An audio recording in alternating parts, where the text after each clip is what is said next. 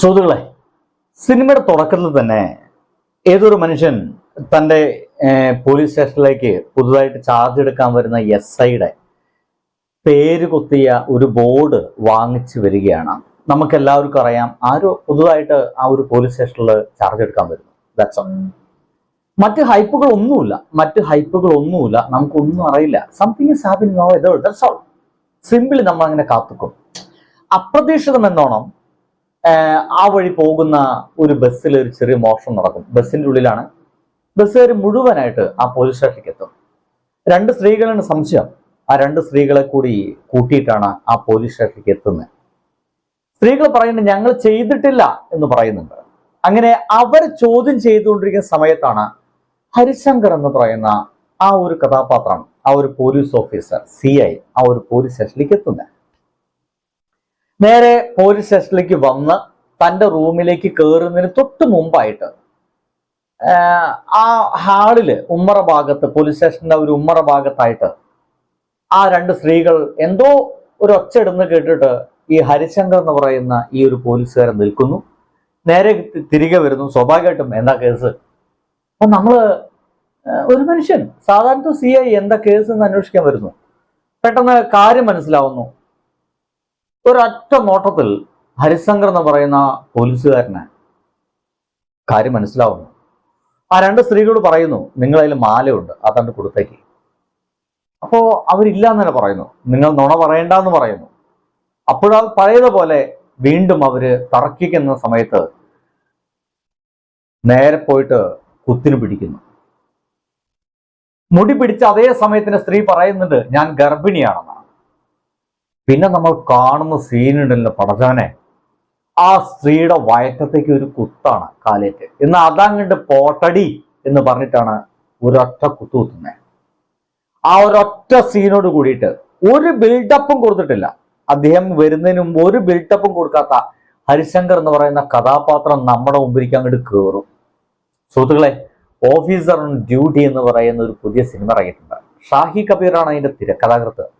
Police story എഴുതാൻ ഇത്രയും മിടുക്കനായിട്ടുള്ള വേറെ പഹയൻ നമ്മുടെ മലയാള സിനിമയിലില്ല. സംവിധായകൻ ഒരു പുതിയ മനുഷ്യനാണ്. ഇയാളുടെ പേര് തന്നെ ഭയങ്കരമായിട്ട് ഇഷ്ടമായി. ജിത്തു അഷ്റഫ് എന്നാണ് സംവിധായകന്റെ പേര്.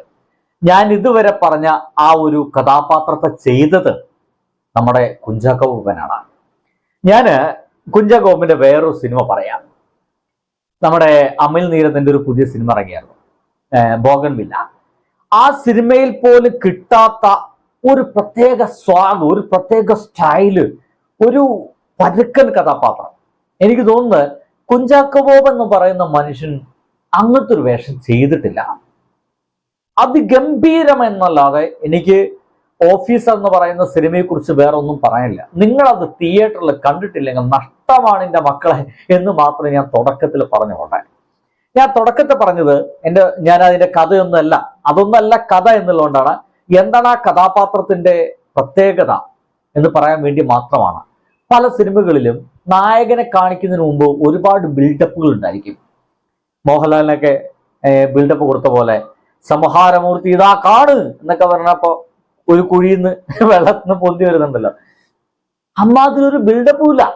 മമ്മൂട്ടി ഒരു സിനിമയില് നരസിംഹത്തിൽ എങ്ങാണ്ട് പറയുന്നുണ്ട്, മമ്മൂട്ടി ഒരു ഇന്റർവ്യൂ പറയുമ്പോൾ അവൻ വരും, അവൻ നരിയ എന്ന് പറയുമ്പോ പുല്ലുകളെന്ന് പറഞ്ഞിട്ടൊരു ഗംഭീര ഡയലോഗുകളൊക്കെ ഉണ്ട്. അങ്ങനത്തെ അമ്മാതൊരു ബിൽഡപ്പും ഇല്ലാതെ തൻ്റെ ഒരൊറ്റ ആക്ഷൻ കൊണ്ട്, ആ സ്ത്രീകളോടുള്ള ഒരൊറ്റ പെരുമാറ്റം കൊണ്ട് എന്താണ് കുഞ്ചാക്കോ ബോബൻ ചെയ്യുന്ന ആ ഹരിശങ്കർ എന്ന് പറയുന്ന ആ കഥാപാത്രത്തിന്റെ പ്രത്യേകത എന്ന് നമുക്ക് മനസ്സിലാക്കും. അതിഗംഭീരമായിട്ട് ആദ്യം മുതൽ അവസാനം വരെ എത്തിച്ചിട്ടുണ്ട്. സുഹൃത്തുക്കളെ, ഇത് പക്ക ഒരു പോലീസ് സ്റ്റോറിയാണ്.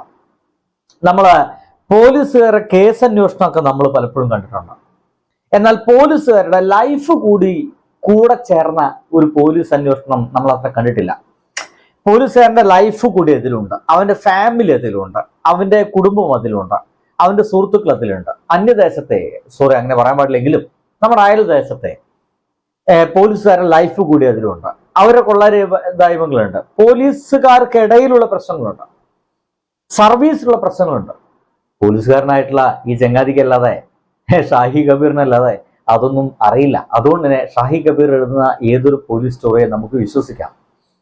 ഇത് ചിലപ്പോൾ നടന്നതായിരിക്കാം, നടക്കാത്തായിരിക്കാം, അല്ലെങ്കിൽ ഇനി നടക്കുന്നതായിരിക്കാം, നടന്നുകൊണ്ടിരിക്കുന്നതായിരിക്കാം. ഇങ്ങനെയൊക്കെ നമുക്ക് സങ്കല്പിച്ചെടുക്കാവുന്ന ഒരു കഥയാണ്. പക്ഷെ അതിന്റെ പ്ലോട്ട് എന്ന് പറയുന്നത് നമ്മളെല്ലാവരും കണ്ടു ശീലിച്ച ഒരു സംഗതിയാണ്. എൻ്റെ ഒപ്പം എൻ്റെ ബംഗാളി കൂടി സിനിമ കാണാനുണ്ടായിരുന്നു. അപ്പോൾ അതിൻ്റെ ഒരു ഇൻട്രസ്റ്റിംഗ് സംഭവം എന്ന് വെച്ച് കഴിഞ്ഞാൽ, ചിലയിടത്തെല്ലാം അവള് ഇരിക്കുന്ന സീറ്റിൽ ഇരുന്നിട്ടൊക്കെ അവൾ എന്തൊക്കെയോ അവിടെ നിന്നിട്ട് ഇങ്ങനെ ദേഷ്യം പിടിക്കുന്നൊക്കെ ഉണ്ട്. ഞാൻ ചോദിച്ചപ്പോഴേ, എന്താണ് കുഞ്ചാക്കോ ബോബൻ തിരിച്ചൊന്ന് കൊടുക്കാത്തേ എന്നുള്ളതാണ്. എന്താണ് അയാളിങ്ങനെ എല്ലാ അടിയും വാങ്ങിച്ച് കെടുക്കുന്നത്, ഒരെണ്ണം കൊടുക്കണ്ടേ എന്നുള്ളതാണ്. അതായത് സിനിമ കണ്ടുകൊണ്ടിരിക്കുന്ന ഞാനൊക്കെ ചെറുപ്പകാലത്ത് ചില സിനിമകളൊക്കെ കണ്ട്, ബാബു ആന്റണിയുടെ സിനിമ ഒക്കെ കണ്ടിട്ട് ബാബു ആന്റണിക്ക് അടി കിട്ടിയ അവസാനം ബാബു ആന്റണി തിരിച്ചൊക്കെ തല്ലുമ്പോൾ നമ്മൾക്കൊരു കോരിത്തെരിപ്പൊക്കെ ഉണ്ടാവും. അമ്മാതിരി കോരിത്തെരിപ്പ് വർഷങ്ങൾക്ക് ശേഷം എനിക്ക് കിട്ടിയ സിനിമയാണ് ഓഫീസർ. പിന്നെ അതിന്റെ കാസ്റ്റിങ്, എനിക്ക് പോലീസുകാരനായിട്ട് കുഞ്ചാക്കോ ബോബനൊക്കെ ശരിയാവോ എന്നെനിക്ക് ഭയങ്കര സംശയം ഉണ്ടായിരുന്നു. അദ്ദേഹത്തിന് ആ ചോക്ലേറ്റ് ശരീരത്തില് എങ്ങനെ ഒരു പോലീസുകാരൻ വഴങ്ങുന്നൊക്കെ തോന്നിയപ്പോഴാണ് ആ കണ്ണക്കണ്ട് കുഴിയിലേക്കാക്കിക്കൊണ്ട് ഒരു പരുക്കെന്ന് വെച്ച് എൻ്റെ സുഹൃത്തുക്കളെ, പരാപരുക്കൻ, അമ്മാതിരി പരുക്കൻ വേഷം. അങ്ങനത്തെ ഒരു വേഷമാണ് കുഞ്ചാക്കോ ബോബൻ ചെയ്തിരിക്കുന്നത്. ഞാൻ ലൈഫിൽ കണ്ടിട്ടില്ല ഇങ്ങനത്തെ ഒരു കുഞ്ചാക്കോ ബോബൻ. അയാളെ ഡയലോഗ് ഡെലിവറി ഒക്കെ ഉണ്ടല്ലോ, പക്ക ദ ബെസ്റ്റ് എന്നല്ലത് പറയാൻ പറ്റില്ല. ഒരേ സമയത്ത് തന്നെ ഒരു ഡ്യുവൽ പേഴ്സണാലിറ്റിയിലൂടെ കുഞ്ചാക്കോ ബോബൻ അതിൽ പോകുന്നുണ്ട്. അതിന്റെ കാരണങ്ങളിലേക്കൊന്നും കിടക്കുന്നില്ല, കാരണം കഴിഞ്ഞ് സ്പോയിലറായി പോകും. ആ ഡ്യുവൽ പേഴ്സണാലിറ്റിയിൽ അദ്ദേഹം വർത്തമാനം പറയുന്ന രീതിക്ക് പോലും കുഞ്ചാക്കോ ബോബൻ പ്രത്യേക മോഡുലേഷൻ കൊടുത്തിട്ടുണ്ടെന്നതാണ്. ആ പേഴ്സണാലിറ്റിക്ക് എത്തുന്ന സമയത്തുള്ള മോഡുലേഷൻ, അതിൽ നിന്ന് തിരിച്ചു വരുമ്പോഴുള്ള മോഡുലേഷൻ രണ്ടും വെവ്വേറെയാണ്. പക്ഷേ സെക്കൻഡ് ഹാഫിലേക്ക് എത്തിയ സമയത്ത് എനിക്ക് ചില സമയത്തെല്ലാം നമ്മൾ നോർമലി കാണുന്ന ഒരു കുഞ്ചാക്കോ ബോബനായിട്ടോ മാറിയോ ഒന്ന് രണ്ട് സീനിൽ അതിലെന്തേ നമ്മുടെ സംവിധായകർ ശ്രദ്ധിക്കാതെ പോയേ എന്നെനിക്ക് സംശയം ഉണ്ടായി. അത് അദ്ദേഹം ഒരു പോലീസ് IG-യുമായിട്ടൊക്കെ സംസാരിക്കുന്ന സമയത്ത് സെക്കൻഡ് ഹാഫിൽ അങ്ങനത്തെ ഒരു വേഷമുണ്ട്, ഒരു രംഗമുണ്ട്. IG-യുമായിട്ട് സംസാരിക്കുന്ന സമയത്ത് അദ്ദേഹം ഒരു സാധാരണ ഒരു കുഞ്ചാക്കോ ബോബൻ സ്റ്റൈൽ ഓഫ് ടോക്കിലേക്ക് ഒന്ന് മാറിപ്പോയിട്ടുണ്ട്. എന്തേ അത് ശ്രദ്ധിക്കാതെ പോയി എന്ന് എനിക്ക് ആ സിനിമ കാണുമ്പോൾ തന്നെ എനിക്ക് തോന്നിപ്പോയി. പക്ഷേ ഒരു 2 സെക്കൻഡ് 3 സെക്കൻഡൊക്കെ കഴിഞ്ഞ് വേറെ സീൻ വന്നപ്പോൾ അദ്ദേഹം പഴയ ലൈവിലേക്ക് എത്തുകയും ചെയ്തു. പിന്നെ എനിക്ക് ആ ഒരു ചിന്ത എൻ്റെ മനസ്സിലുണ്ടായില്ല. അവസാനം വരെ ത്രില്ലടിച്ചിരുന്നു കൊണ്ടെന്ന് പറയാം. അസാധ്യ സിനിമ, അതിഗംഭീര സിനിമ എന്നല്ല വേറെ പറയാനില്ല. ഞാൻ ഇന്നലെ സെക്കൻഡ് ഷോയ്ക്ക് പോയ ഫാമിലി ആയിരുന്നു. എത്ര പേരായിരുന്നു, ഫാമിലി അടക്കമാണ് വന്നത്. അപ്പോൾ ഒരു നോർമൽ കുഞ്ചാക്കോ ബോബൻ എന്ന രീതിയിലല്ല. എനിക്ക് തോന്നുന്നത് കുഞ്ചാക്കോ ബോബനെ വെച്ച് ധൈര്യത്തോടെ സിനിമ എടുക്കാം ഇപ്പോൾ ആളുകൾക്ക്. കാരണം ഈ വേഷം അദ്ദേഹം പൊളപ്പനായിട്ട് ചെയ്തിട്ടുണ്ടെന്നതാണ്. കാസ്റ്റിങ്ങിനെ പറ്റി പറയാൻ വിട്ടുപോയി. കാസ്റ്റിങ് അതിൽ ഇദ്ദേഹത്തിന് കൂട്ടുകാരനായിട്ട് വന്നൊരു പോലീസുകാരൻ, എനിക്ക് അദ്ദേഹത്തിന് അറിയില്ല, പേരറിയില്ല, ഐ എം സോ സോറി. ഇദ്ദേഹത്തിന് കൂട്ടുകാരനായിട്ടുള്ള ഇയാളുടെ തൊട്ട് മുകളിൽ നിൽക്കുന്ന റാങ്കിലുള്ള ഒരു പോലീസുകാരൻ കൂട്ടുകാരുണ്ട്. അതിഗംഭീരം കേട്ടോ, അടിപൊളി. അദ്ദേഹത്തിന് ചില നോട്ടങ്ങളൊക്കെ സൂപ്പർബാണ്. ഒപ്പം തന്നെ വില്ലന്മാരായിട്ട് വന്നിട്ടുള്ള 2 പെൺകുട്ടികൾ, അടിപൊളി. എന്നാ അഭിനയം എന്ന് പറയോ, നമുക്കൊക്കെ കയറിയിട്ട് 2 കൊടുത്താലോ എന്നൊക്കെ ഇടയ്ക്ക് നമുക്ക് തോന്നിപ്പോകുന്ന രീതിയിൽ അവർ അഭിനയിച്ചിട്ടുണ്ട്. അതിൽ മെയിൻ വില്ലൻ കുറെ അത്ര സിനിമകൾ നമുക്ക് അദ്ദേഹത്തെ കാണാറില്ല. ഒരു നീണ്ടൊരു മനുഷ്യനുണ്ട്, അദ്ദേഹത്തിന്റെ പേരെന്താ ഞാൻ മറന്നു പോകുന്നത്, മുടിയൊക്കെ ഇങ്ങനെ സൈഡിൽ ഇങ്ങനെ ചെത്തിയിട്ട്, സോറി അവരെ പേരുകളൊന്നും ഞാൻ നോക്കിയില്ല കേട്ടോ. ഞാൻ പെട്ടെന്ന് സിനിമ കണ്ട ത്രില്ലിലാണ്ട് പറഞ്ഞു പോവാണ്. അവനൊക്കെ എന്തൊരു ഗംഭീരമായിട്ടാണ് ചെയ്തുള്ളൂ എന്ന് വെച്ച് കഴിഞ്ഞാൽ ഒരു രക്ഷയില്ല. ഇതില് കാസ്റ്റ് ചെയ്ത എല്ലാവരും എവരിബഡി എന്താ പറയാ, ഡിഡ് സൂപ്പർബ് എന്ന് പറയാം. അതിഗംഭീരമായി ചെയ്തിട്ടുണ്ട്, ഒരു സംശയമില്ല. സുഹൃത്തുക്കളെ, നിങ്ങളത് കാണണം. കണ്ടിട്ട് നിങ്ങൾ ഇതിനിടയിൽ കമന്റ് അടിച്ചാൽ മതി. എൻ്റെ ചാനലിന്റെ പേര് താവോ ടോക്സ് എന്നാണ്. ഞാൻ പറഞ്ഞ് തെറ്റാണെങ്കിൽ അങ്ങനെ എഴുതിച്ചോളൂ, പോയി പഴയ കട പറയണം. സബ് ചെയ്തിട്ടുണ്ടെങ്കിൽ അതൊക്കെ ഒഴിവാക്കിയിട്ട് പോയിക്കോളി. അതായത് ഈ പടം കണ്ടിട്ട് നിങ്ങൾക്ക് ഇഷ്ടമായിട്ടില്ലെങ്കിൽ നിങ്ങൾക്ക് ഇഷ്ടമാവും 100%. അത്രയ്ക്ക് എനിക്ക് വിശ്വാസത്തോടെ ഞാൻ പറയുന്നു. ഷാഹി കബീറിന്റെ തിരക്കഥ എന്ന് വെച്ച് കഴിഞ്ഞാൽ പക്കയാണ്, പക്ക കഥയും തിരക്കഥയൊക്കെ പക്ക. എവിടെയും നമുക്കൊരു ലൂപ്പ് ഹോൾ ഒന്നും കാണാൻ സാധിക്കില്ല. അതിഗംഭീര ചെയ്ത് അതില് രഘുനാഥ് പല്ലേരി അഭിനയിച്ചിട്ടുണ്ട്, വയസ്സായ അച്ഛനായിട്ട്.